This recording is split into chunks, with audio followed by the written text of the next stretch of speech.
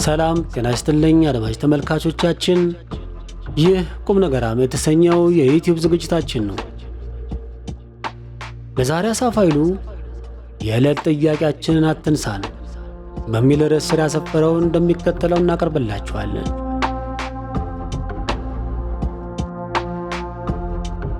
ዲር ጋድ ጊቭ አስ አወር ዴይሊ ዋይስ። ሰሞኑን ዶናልድ ትራምፕ በምርጫ ቀስቀሳቸው ወቅት በገቡት ቃል መሰረት የቀድሞውን ፕሬዝዳንት የጆን ኤፍ ኬኔዲን ግድያ በሚመለከት ሚስጥራዊ ተደርገው የቆዩ መንግስታዊ ምርመራ ሰነዶችን ለሕዝብ ይፋ አድርገዋል። ይሄ ትልቅ እርምጃ ነው። 60 ዓመት ሙሉ ሲያወዛግብ ለቆየው የኬኔዲ አሟሟት እውነታ መታወቅ እንዲበል የሚያሰኝ እርምጃ ነው። እስከ ባለፈው ዓመት ድረስ በየጊዜው የተለያዩ መረጃዎችን የያዙ መጽሐፎችን ለንባብ እየበቁ ነው። ሕዝብ እውነቱን ማወቅ ይፈልጋል። እኛ ሀገር አንዳንዴ ሳስበው ሕዝባችን ለብዙ ነገሮች የማወቅ ጉጉቱ የከሰመበት ሕዝብ ይመስለኛል። ደደቡ፣ ደነቆሩ እየተባለ ስንት ድርሳን የሚጻፍባቸው አሜሪካኖች እንኳን ለብዙ ነገሮች ያላቸው ኪዩሪዮሲቲ እስካሁንም በሚደነቅ ሁኔታ ከፍ ያለ ሆኖ እናገኘዋለን። የእኛ ሀገርን ስመለከት አልተጠናንም እንጂ ብንጠና ከአሜሪካኖቹ በብዙ እጥፍ የሚያስገነዳ ድንዛዜ ላይ ያለን ይመስለኛል። እናገረባለሁ። የመጠየቅ ኃይላችንን፣ የማወቅ ፍላጎታችንን፣ የእውነት ጉጉታችንን ምን ገደለው? ገርመኛል። እኛ ሀገር ለምን፣ እንዴት፣ በምን አኳኋን፣ መቼ፣ የት፣ በማን ወዘተ የሚሉ መሠረታዊ ጥያቄዎች ከብዙ የሕይወታችን ክፍል በመቀስ ተቆርጠውብን እንደጠፉ የቀሩ ሁሉ ይመስለኛል። ያለማሰብ፣ ያለመጠየቅን፣ ባለማወቅ መርካትን አዲሱ ባህላችን ያደረግነው ሁሉ ይመስለኛል። መለስ ዜናዊ ሞተ። በምን ምክንያት? መቼ? ምርመራው ምንድን ቢያሳየው? ሕክምናው ምንድን ነበር? አሟሟቱንስ በተመለከተ የተረጋገጡ መረጃዎች ምንድን ናቸው? ኖ ዋን ኖዝ ፎር ሹር ኤንድ ኖባዲ ቦዘርስ ቱ ኖው። የሀገር መሪው ሞተ፣ አበቃ። ብቸኛ የሚፈለገው ዜና ያ ነው። ስለ ሌላው ዝርዝር ጉዳያችን አይደለም። ነጋሶ ጊዳዳ ሞተ፣ በቃ መሞቱ ነው ዋናው ዜና። ለምን ሞተ? የት? እንዴት? በምን አኳኋን? ዝርዝሩ ምን ይመስል ነበር? ለሞት ያበቃው ምክንያትስ የተጣራ መረጃው ምንድን ይመስላል? ማንም ደንታው አይደለም። ሞተ ከተባልክ ሞተ ነው። ከዚያ በላይ ምን ትፈልጋለህ? ኢንጂነር ስመኘው ሞተ፣ በቃ አከተመ። እንዴት? ለምን? በማን? የሞቱ የተረጋገጠ ሰበብ ምንድን ነው? ማንም የማወቅ ፍላጎት ያደረበት ሰው አለ አይመስልም። በቃ ሞተ፣ ሁሉም ትርፍ ነው። በሞቱ አሟሟቱ ይከተታል። ከሞት ወዲያ የሚፈለግ ነገር የለም። ፕሮፌሰር መስፍን ሞቱ እንዴ? አዎ ሞቱ። በስንት ዓመታቸው? የት ተቀበሩ? በቃ እቺን የምንፈልጋት መረጃኛ ኢትዮጵያውያን፣ ሌላ አለማወቅም ለመስማትም የምንፈልገው ነገር የለም። ይገርመኛል።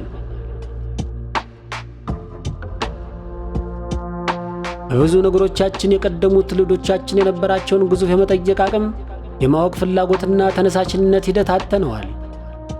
አሁን በብዙ ነገራችን እንደ አይስክሬም ጫፏ ብቻ እየላስን በርዚያች ረክተን የምናዘግም የወጣልን ድንዙዝና መብዙዝ ሕዝብ ለመባል ወይ ለመሆን የቀረን በጣም ጥቂት ጊዜ ነው።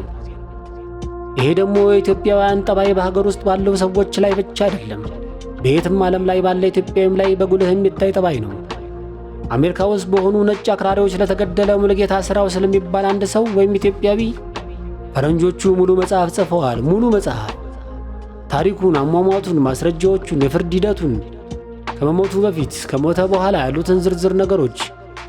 የእኛ ሰው ስለ ራሱ ወገን የተጻፈውን እንኳን አያነብም። እነሱ ናቸው የሚጽፉልንም የሚያነቡልንም። እነዚህ እኮ ያውም ስቱፒድ ሆነዋል እየተባሉ የሚላገጥባቸው አሜሪካኖች ናቸው። እንግዲህ እኛ እነሱ ስቱፒድ ከተባሉ ምን እንደምንባል አላውቅም። ደግነቱ እነሱም ለእኛ ያላቸው ግምት ዜሮ ነው። የሚቆጨው እንደሚንቁን እንደ ግምታቸው ሆነን መገኘቱ ነው። ሞተ የሚለውን መስማት ብቻውን በቂያችን ነው ለእኛ። ሌላ ነገር ለመጎልጎል መች ሥራ ፈታን። ሳይንቲስት ቅጣው እጅጉ ሞተ። አሟሟቱ ድንገተኛ ነበር። እነሱ ለእኛ አልሰራም ብለው ሸመጠጡ ወይም አሳወቁ።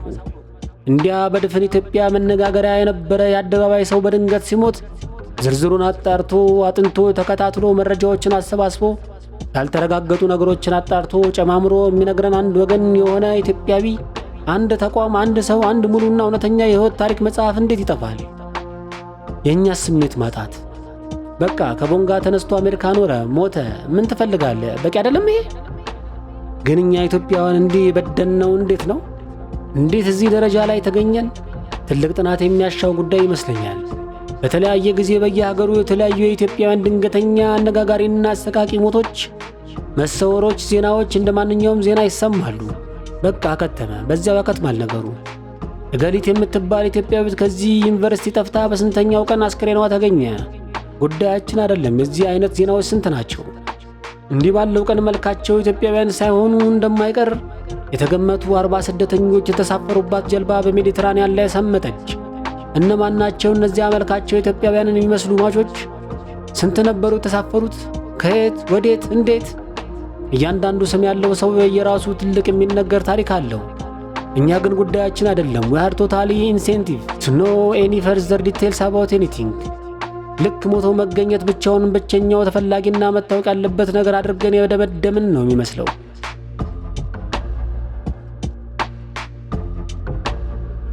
ድሮ እነሱ ስለኛ ይዘግቡልን፣ ይጽፉልንና ያነቡልን ነበር። አሁን የእኛን ነገር አይተው እንዳልባሌ ነገር የቆጠሩን ሁሉ ይመስለኛል። ከሆነ የመሞት ዜና ውጪ ዝርዝር መረጃን ማሰባሰብም ሆነ መስጠት አስፈላጊ ነው ብለው መቁጠር ከጀመሩ የቆዩ ይመስለኛል። ባለቤቱ ያላከበረውን አሞሌ ባለዕዳው ባይቀበለው አይገርምም። በየሌሎች ብዙ መሰል ነገሮቻችን ሁሉ እንዲህ ወጣልን የፕላኔቷ ስቱፒዶች እየሆንን ነው። ትልቅ ጦርነቶች ይካሄዳሉ። ማን፣ የት ቦታ፣ ስንት ሰው እንደሞተ እንደቆሰለ፣ ስንት እናቶች ያለ ልጅ እንደቀሩ፣ 1 ሚሊዮን መልስ የሚጠባበቁ የሚሊዮን ሰዎች ታሪክ አፍጥጦ ይጠባበቀናል። እኛ ግን መች ስራ አጣን? ጉዳያችን ነው እንዴ በጦርነት ስለሞተ ሰው ማወቅ? ስንት የሚያስጨንቅ የዕለት እንጀራ ጉዳይ ፊታችን ቆሞ እያንገላወደን። we just don't care። ድሮ እንደ ዘበት የምትነገር I don't care for fish የምትል አባባል ነበረች። ስለ ሰው ቀድጄ ልልበሰው፣ በአረንጓዴ ጽፌ በቀይ ልሰርዘው እንደማለት ነች። ኮሜዲያኗ እንግዳ ዘርነጋ ከሬዳሽ ነኝ እኔ እንደምትለው መሰል አባባል ማለት ነው። አሁን ያለነው ኢትዮጵያውያን በኬሬዳሽነታችን ደረጃ ሲታይ I don't care for anything የሚል የዝቅታ ደረጃ ላይ እየደረስን ነው ብዬ አስባለሁ።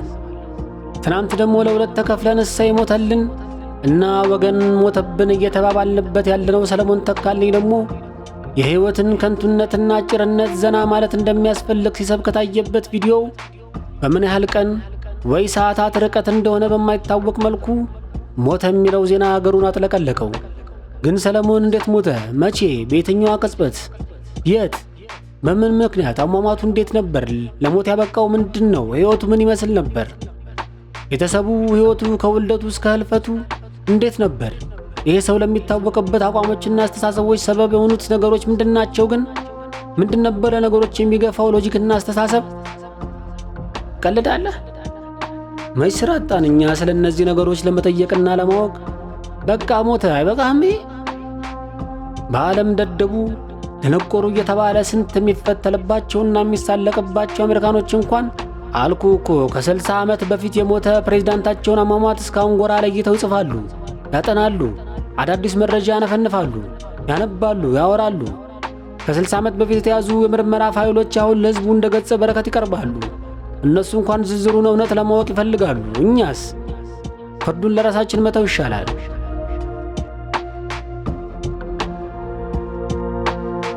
ከብዙ የደነዘዘ ከመጣውና ከማንኛውም አይነት ሰዋዊ ኢንኩሪ እየራቀ ፍጹም ጨዋ የሆነ ከመጣው አሰቃቂ የትውልድ እውነታና ስብዕናችን ባሻገር ግን እንጠቀምበት የመጠየቅ አቅሙን እንዳላጣን ለራሳችን እንደማናንስ የሚያሳዩ ጥቂት አብነቶችን ግን የሉንም ማለት አይደለም። ለምሳሌ እንዳለጌታ ከበደን በባሉ ግርማ ሕይወትና ሥራዎች አኗኗር አሟሟት ዙሪያ ያደረጋቸውን ይበል የሚያሰኙ ጥልቅ ዳሰሳዎችና ጥናቶች ከብዙ ጥረት ያገኛቸውንና ለሕዝብ ያስነበባቸውን መረጃዎች አይቶ አለማድነቅ አይቻልም። ሕዝባችን ከሬዳሽ ትውልድ ስለሆነ እንጂ ጠያቂ ትውልድ ቢኖረን ከዚህም በላይ ብዙ በተሰጠን ነበር። ግን እንዳለጌታ ቢያንስ እኛ ኢትዮጵያውያን ጨርሰን እንዳልደነዘዝን ጠያቂ የነበረውን አንጎላችንን መኖር እንዳንጠራጠር አንድ ልዩ ኤክሰፕሽናል የታሪክ ማስረጃ ይመስለኛል። አንዳንዴ ፈረንጆቹ ያስቁኛል ልፉ ሲላቸው እያልኩ በሆነ ዓመተ ምህረት ላይ ወደ ኢትዮጵያችን መጥቶ ስለነበረ ሰዋቸው የህይወት ታሪክ ምናምን በቁም ነገር በመጽሐፍ ጽፈው ስሙን ታሪኩን ለኛ ለማስተዋወቅ ሲባትሉ ያያቸዋለሁ በተለያየ ጊዜ። እኛ ያውን በእነሱ ቋንቋ የተጻፈን የእነሱን አንድ ዜጋ ታሪክ ስናነብ ስናደንቅላቸው አስበዋል። ደንታችን ነው እንዴ? ስለ አንድ በፋሺስት ጊዜ መጥቶ ስለተመለሰ አንድ ጥቁር አሜሪካዊ ፓይለት ታሪክ መስማት? በንጉሱ ጊዜ የግል ነርሳቸው ሆና ስላገለገለቻቸው ጀርመናዊት ታሪክ ማንበብ ጉዳያችን ነው? ብሔራዊ ቲያትርን ስለገነቡት መሐንዲሶች ወይ የቸርችልን ጎዳና ስለደለደሉት የዳምጠው ሹፌር የምናነብበት ጊዜ መች ተረፈን። በድሮን ስለተገደሉ 100 ሰዎች በሙሉ ልብ ያልሰማሁት ታሪክ አፍጥጦ እየተጠባበቀኝ እንዴት ብዬ ነው በሚችጋን ሐይቅ ውስጥ ሰምጦ ስለተገኘ አንድ ኢትዮጵያዊ ታሪክ ጊዜን ሰጥቼ የማነበው?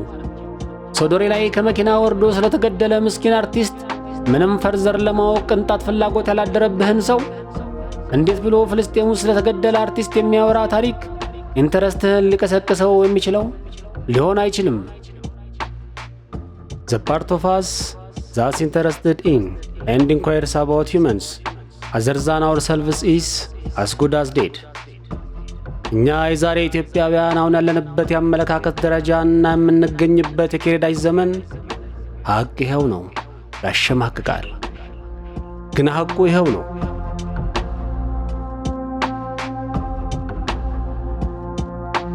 መዳኛችን እንደቀደሙት ትውልዶቻችን ጠያቂነትን በላያችን ላይ ከጠፋበት ፈልገን መቅጠም ነው። በየነገሮቻችን ጠለቅ ያለን ነገር ለማወቅ ሞከር ነው። ስለምንሰማው፣ ስለምናየው፣ ስለምናስበውና ስለሚገጥመን ነገር ሁሉ ጥቂት ተጨማሪ ጥያቄዎችን ጨመር አድርገን መጠየቅ ነው የመጀመሪያው ትልቁ መፍትሄ። የሆነን ዜና ስንሰማ WH questions የሚባሉትን መጠየቅ። WH questions የምንላቸው ማንኛውም ማሰብ የሚችል ጤነኛ ሰው ስለ ነገሮች ሁሉ የሚጠይቃቸውና እንደ ሰው መጠየቅም ያለበት መሰረታዊ የሚባሉ ቤዚክ ኢንኳየርስ ናቸው።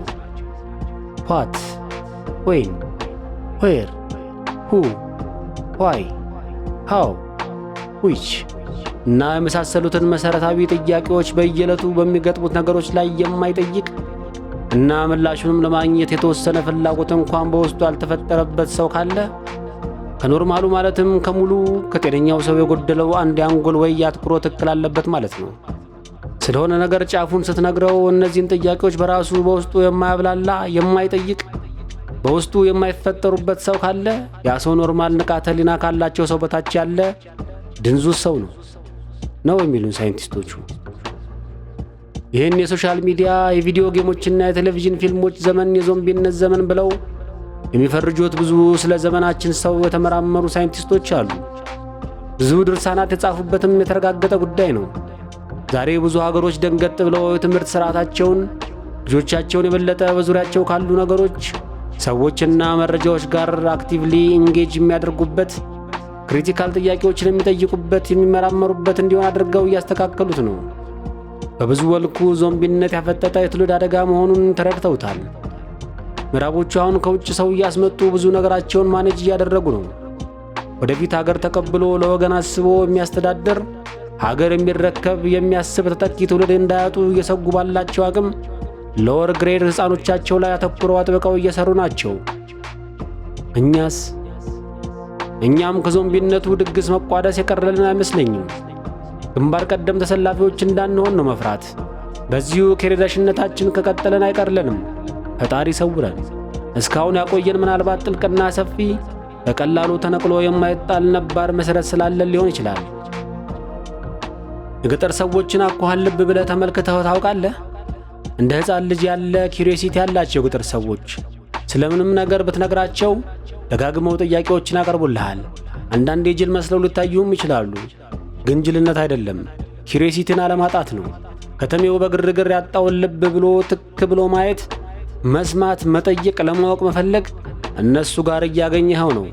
እነሱ ያንን ኖርማል የሰው ልጅ ላይ የግድ እንዲኖር የሚጠበቅበትን ኪዩሪየስነት አላጡትም ማለት ነው። የገጠሩ ሰው ከሩቅ ማዶ የምትመጣ መኪና አይቶ ትገጨኛለች ብሎ አስቦ በአስቂኝ ሁኔታም ቢሆን በፍጥነት ሮጦ ይሻገራል አስፋልቱን። አንተስ? እኔስ? አንተና እኔ ግን ሞስት ፕሮባብሊ ሞባይላችን ላይ ተተክለን እንደ ኤሊ እየሄድን ነው በዜብራ ላይ እና የሚኒባሱን ሹፌር ሰይጣን ከተኛበት ቀስቅሰን እያስጨፈርንበት እና በትራፊክ አደጋ ካለም አንደኛ ብንወጣ ምን ይገርምሃል? አንዳንድ ቀን አለ አይደል ጭንቅላትህ መስራት የሚያቆምበት the power of whyን ብቻ ሳይሆን the power of nowንህን የምትነጠቅበት። መንገዱን የተከራየኸው መሰለ አህያ ተብያለሁ ስንቴ ይበለኝ። አፍ ተከፋፍቼ አላውቅም። ከቆም እንቅልፌ ባንኜ በፍጥነት ይቅርታ ጠይቃለሁ። የደነፉብኝ ወዲያው ውሃ ይሆናሉ። ተበሻሽረን እንተላለፋለን። ሳስበው መገጨት የነበረብኝ ሰው ነኝ ነበርኩ። አንድዬ ከዞምቢነት ከመገጨትም በሁሉ ነገር ላይ ከሬዳሽ ከመሆንም ይሰውረን። ንቃታችንን ይመልስልን። የሰው ሕይወት የሚገደን ያድርገን። ስለ ሰው ስለ ወገን ለማወቅ ለመጠየቅ ትንሽ እንኳን ገጠሬነትን እንላበስ። ጠያቂ እንሁን። ልጆቻችንን ጠያቂነታቸውን ከሚያሳጣቸው ነገር እንጠብቅ። የወደፊቱ ጊዜ ብሩህ ነው። ፈጣሪ ኢትዮጵያችንን ይባርክ። አበቃው። አሳፍ ኃይሉ